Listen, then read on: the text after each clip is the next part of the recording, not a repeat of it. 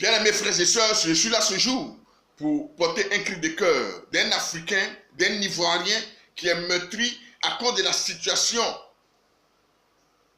d'esclaves, d'esclavagistes, à cause de cette situation d'un autre siècle, d'une autre époque, de la traite négrière qui aujourd'hui, au XXIe siècle, se vit, se voit au vu et au su de tous. Je suis là ce jour pour interpeller toute la classe politique africaine, nos chefs d'État, nos politiques, nos hommes religieux, nos artistes, nos footballeurs, nos peintres, tous ceux qui ont eu un jour sur eux la responsabilité de porter haut le nom de l'Afrique, nos coureurs, nos athlètes. Mais que dites-vous de cette situation? Comment accepter, chef d'État, vous qui luttez, ou du moins qui prétendez lutter pour la suivi de vos peuples, pour l'instauration de la paix, du vivre ensemble, de la communion fraternelle? Comment pouvez-vous voir ce genre de choses et vous taire? Il n'y a pas un seul pays en Afrique qui n'a pas ses ressortissants aujourd'hui comme esclaves en Libye. Ça n'existe pas. Moi, en tant qu'Africain, Ivoirien surtout, selon les sondages et tout ce qui nous est rapporté, nous amène à comprendre et à savoir qu'il y a plusieurs dizaines de milliers d'Ivoiriens aujourd'hui détenus comme esclaves en Libye parce que ses frères, parce que ses sœurs, parce que ces personnes de façon générale ont tenté de gagner l'Europe. Parce que le problème des visas sur les territoires, du moins le continent africain, se pose. Parce qu'aujourd'hui, l'Afrique est ce continent à qui on refuse d'accorder les visas pour gagner l'Asie, l'Europe et l'Amérique.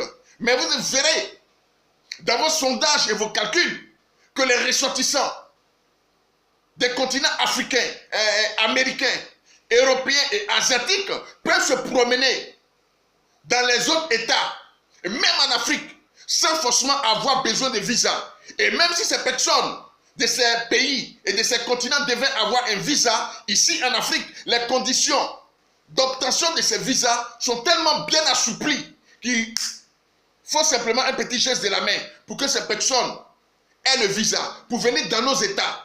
Mais nous, pour avoir le visa, pour aller en Europe, c'est tout un tas de problèmes et de difficultés. Les refus de visa sont nombreux, raison pour laquelle nos frères gagnent un temps à cause de la situation précaire que nous vivons en Afrique.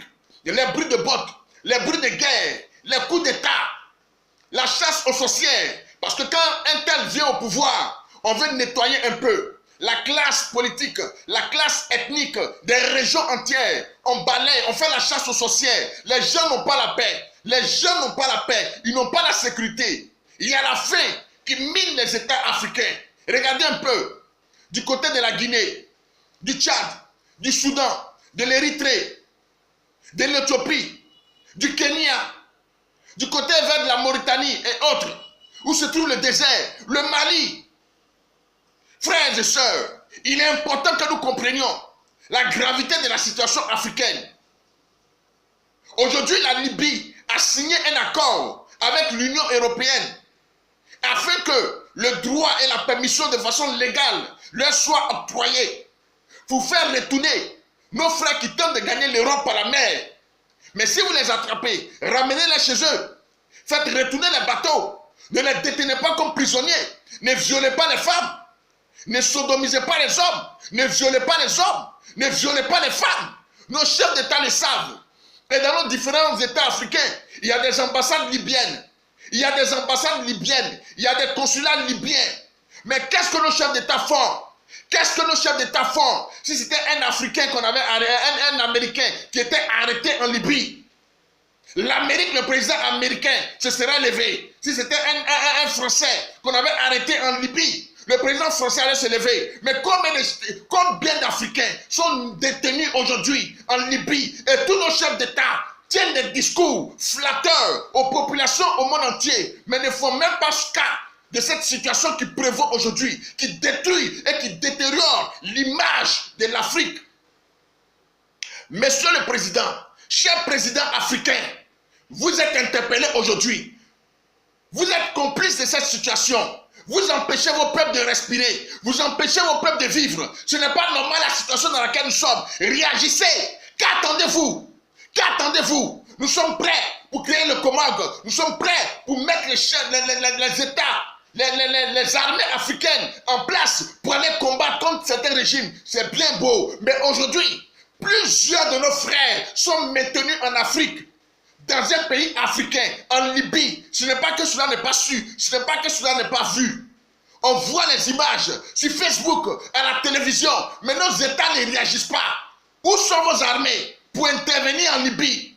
En chassant Kadhafi, ils ont espéré avoir une paix. En chassant Kadhafi, ils ont espéré avoir de l'argent, une bonne condition de vie, une amélioration de la vie quotidienne. Mais aujourd'hui, le désastre s'est installé en Libye.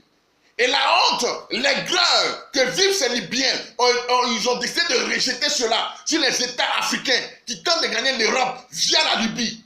Et encore pire, ceux qui vont en Europe ne passent pas forcément par la Libye. C'est le chavirement des bateaux qui amènent les gens vers la Libye. Et on les attrape. On va attraper d'autres sans raison apparente. On les zigouille, on les mitraille, on les tue, on les égorge, on les éventre. On viole les femmes. Je dis bien, on viole les femmes. On les fout des bâtons dans la nuque. On viole les hommes. On les sodomise. Nos chefs d'État le savent, mais ils ne réagissent pas. Vous êtes complices, chef d'État. Président africain, tu es complice. Vous vous préoccupez de vous-même, de vos frères, de vos soeurs, de vos enfants. Vos enfants sont dans les bonnes universités. Vous voyagez partout. Vous avez des passeports diplomatiques. Vous avez des passeports de service. Mais vos peuples souffrent. Aujourd'hui, j'interpelle toute la classe politique africaine. Nos frères de la diaspora, réagissez. Où sont les marcheurs? Où sont nos griots?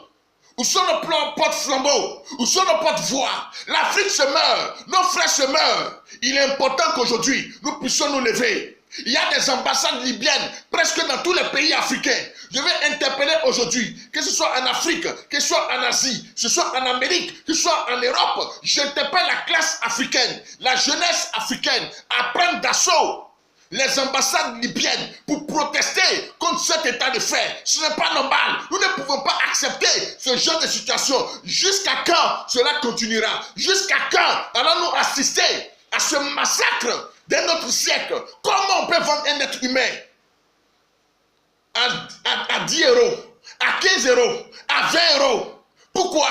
Que font-ils avec les organes humains de nos frères? On tue nos frères, on tue nos sœurs. Mais quelle est la raison? Qu'est-ce que vous voulez? Libyens, qu'est-ce que vous voulez?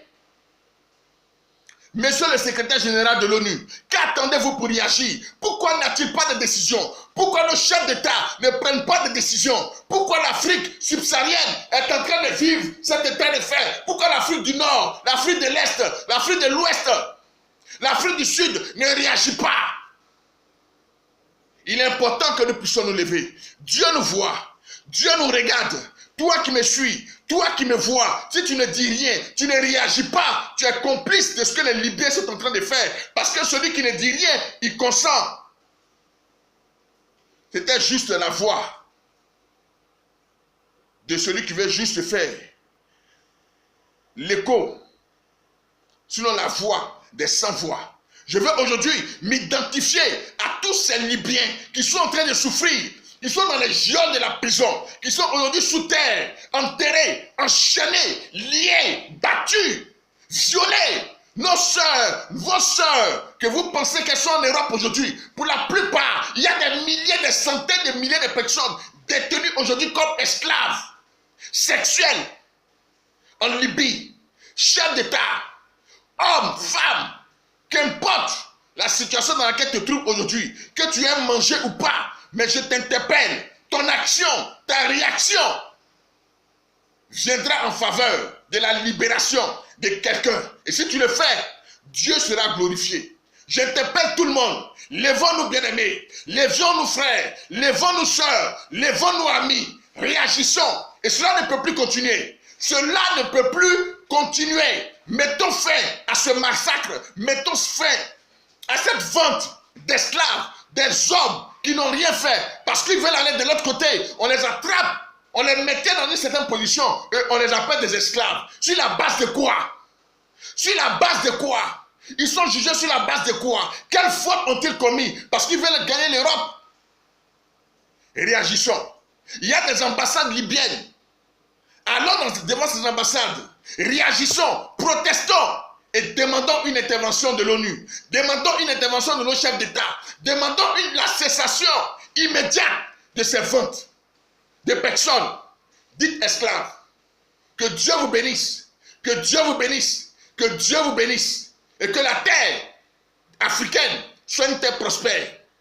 Que la grâce et la faveur de Dieu soient sur tous ceux qui suivent cette vidéo, qui la partageront à tous les contacts sur Facebook et autres, qui diffuseront cette vidéo afin que cette voix soit entendue. Que la paix et la grâce de Dieu libèrent tous nos frères détenus en Libye et que ces personnes soit elles regagnent l'Afrique et du moins l'Europe ou qu'elles reviennent dans les pays d'origine. Shalom à tous, que Dieu vous bénisse.